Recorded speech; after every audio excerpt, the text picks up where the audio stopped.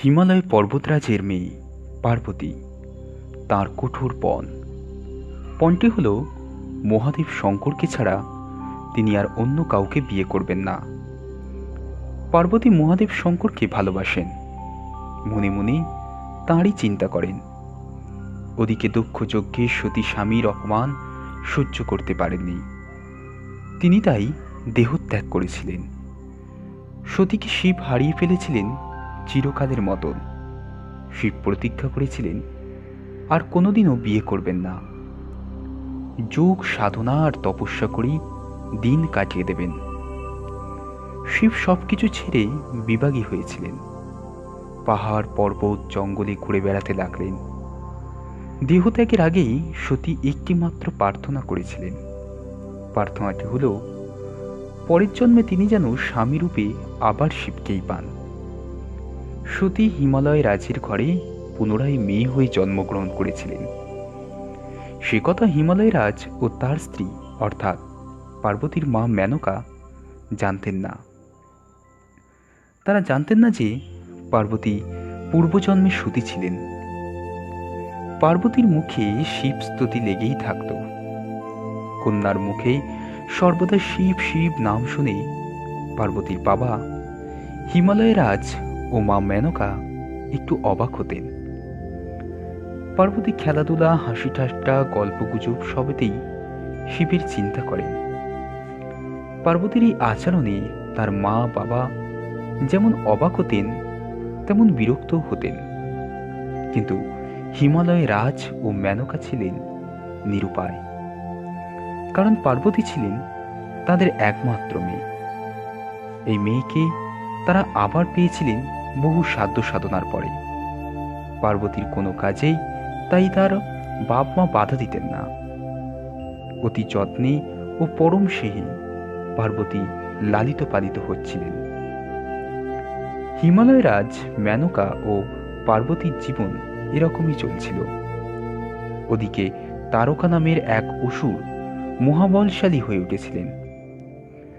তারকা অসুর দেবতাদের তাড়িয়ে দিয়েছিলেন পরম বিক্রমে। সে এক সময় ত্রিলোকের রাজা হয়ে বসল। তারকাসুর শুরু করল দারুণ অত্যাচার। তারকাসুরের এই কুকাজে সহায়ক হল ওরই ছেলে আর অনুচরেরা। ত্রিলোকের সকলে তারকাসুরের অত্যাচারে অতিষ্ঠ হয়ে উঠেছিল। ত্রিলোকের কারোর সাধ্য ছিল না সে অসুরকে দমন করার। এই অবস্থায় দেবতারা সকলেই খুব অসহায় বোধ করলেন। তখন অগত্যা দেবরাজ ইন্দ্র থেকে শুরু করেই সকলেই ব্রহ্মার শরণাপন্ন হলেন। ব্রহ্মা সকলের অসহায়তার ভীষণ চিন্তাগ্রস্ত হয়ে পড়লেন। তিনি ভেবেচিন্তে দেবতাদের জানালেন মুক্তির একটা পথ। সেটি হল তারকাসুরের অত্যাচারের প্রকোপ থেকে দেবতাদের রক্ষা করতে পারে একমাত্র শিবের ছেলে। দেবরাজ সে কথা শুনে তো ভীষণ হতাশাই হলেন। শিব যে বিয়ে করবেন না প্রতিজ্ঞা করেছেন, বনে বাদারে পাহাড়ে শ্মশানে ঘুরে বেড়ান, তাহলে শিবের ছেলে হবে কি করে? ব্রহ্মা বললেন সকলে মিলে চেষ্টা করতে হবে যে যাতে শিবের সঙ্গে পার্বতীর বিয়ে হয়। তিনি আরো বললেন শিব ও পার্বতীর ছেলে হবেন দেবতাদের সেনাপতি। যতক্ষণ না তা হচ্ছে ততক্ষণ দেবতাদের তারকাসুরের অত্যাচার সহ্য করতেই হবে। দেবরাজ ইন্দ্র বললেন ভয়ানক বিপদে। কি উপায় ভাবতে ভাবতে তার মাথায় এলো কামদেবের কথা। একটা চেষ্টা করতেই হবে। তিনি কামদেবকে ডাকলেন। কামদেব ইন্দ্রের বন্ধু। কামদেবকে ইন্দ্র সব ঘটনা খুলে বললেন বন্ধু, তোমাকে একটা উপায় করতেই হবে। শিব পার্বতীর বিয়ের ব্যবস্থা যাতে কামদেব করেন, ইন্দ্র সেই অনুরোধ জানালেন। এই উপকারটুকু সমস্ত দেবতাকুলের রক্ষার্থে কামদেবকে করতেই হবে। ইন্দ্র কামদেবকে এও জানালেন যে শিব ধ্যানস্থ, তার ধ্যান ভাঙানো দরকার। কামদেব ছাড়া এ কাজ আর কেউ করতে পারবেন না। ইন্দ্রের বিনীত অনুরোধে কামদেব রাজি হলেন। তিনি তার স্ত্রী রতিকে নিয়ে শিবের ধ্যান ভঙ্গের উদ্দেশ্যে রওনা হলেন। এমন সময় শিব ঘুরতে ঘুরতে চলে এসেছিলেন হিমালয়। নির্জন এক জায়গায় চোখ বুজে ধ্যান করছিলেন। সেই জায়গায় পার্বতী সখীদের নিয়ে রোজ আসেন। পার্বতী ধ্যান মগ্ন শিবকে ফুল দিয়ে পুজো করেন, তারপরে চলে যান। এমন একটি দিনের কথা, পার্বতী ফুল দিয়ে ধ্যানমগ্ন শিবের পুজো করছিলেন। কামদেব স্ত্রী রতিকে নিয়ে সেখানে এসে হাজির হলেন। কামদেব ও রতির উপস্থিতিতে সেখানকার পরিবেশ বদলে যাচ্ছিল আশ্চর্যভাবে। প্রচণ্ড গনগনে গরম ছিল, চারিদিকে যেন জ্বলে পুরো খাক হয়ে যাচ্ছিল। হঠাৎ বুঝি ঋতুরাজ বসন্তের আবির্ভাব ঘটল। বইতে লাগলো ফুরফুরে ঠান্ডা বাতাস। মিষ্টি হাওয়ার ছোঁয়ায় চারিদিকে তাপ গেল কমে। গাছে গাছে ভরে উঠল মুকুল, আর সেই মুকুলের সুমিষ্ট গন্ধে বাতাস যেন আরো আকুল, আরো মন মাতানো হলো। গাছের ডালে উড়ে এসে বসল কোকিল।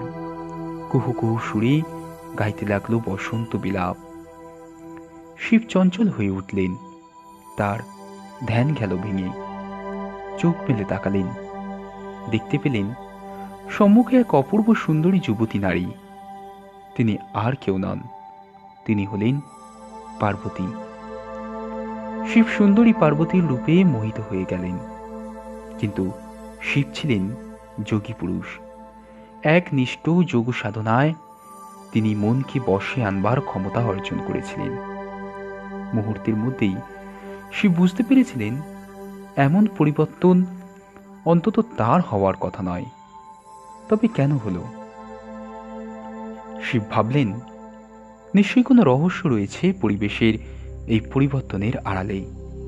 এই কথা ভাবতে ভাবতে যখনই তিনি পার্বতীর দিক থেকে চোখ সরিয়ে অন্যদিকে তাকালেন, তখনই দেখতে পেলেন কামদেবকে। কামদেবকে দেখেই শিব বুঝতে পারলেন এসব তারই খেলা। সঙ্গে সঙ্গে শিব গেলেন প্রচণ্ড রেগে।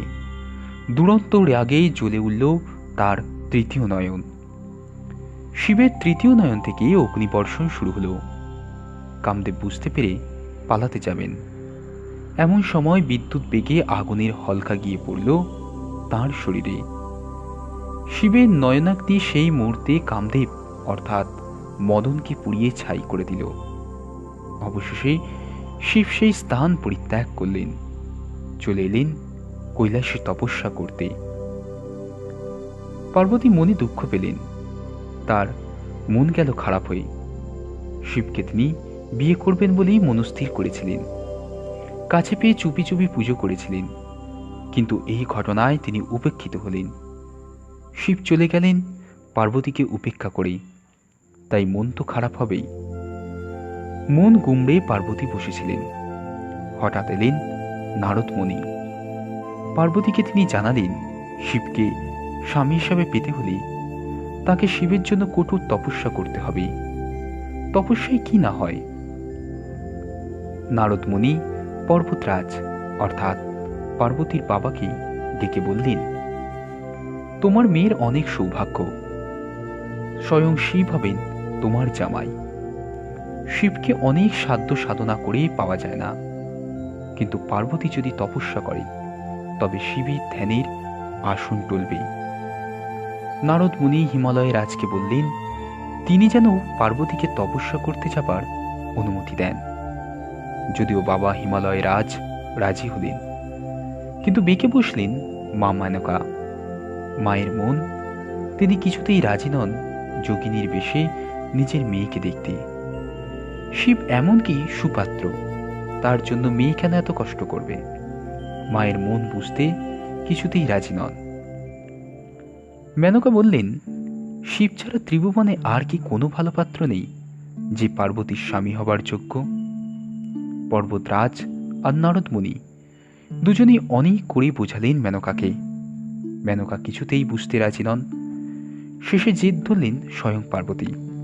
তিনি বললেন, মা, তোমরা জোর করে অন্য কারোর সঙ্গে আমার বিয়ে দেওয়ার চেষ্টা করো না। শিব ছাড়া আমি অন্য কাউকে বিয়ে করতে পারবো না। পার্বতী মা মেনকার কাছে তপস্যায় যাওয়ার অনুমতি চাইলেন। মা মেয়ের এই অপ্রতিরোধ আবেগ আর জেদের কাছে অসহায় বোধ করলেন। মেনকা এবার নিশ্চেষ্ট হলেন। সকল শ্রোতা বন্ধুদের অনুরোধ করা হচ্ছে, আপনারা পরবর্তী অংশ পাবেন পার্ট 2-তে।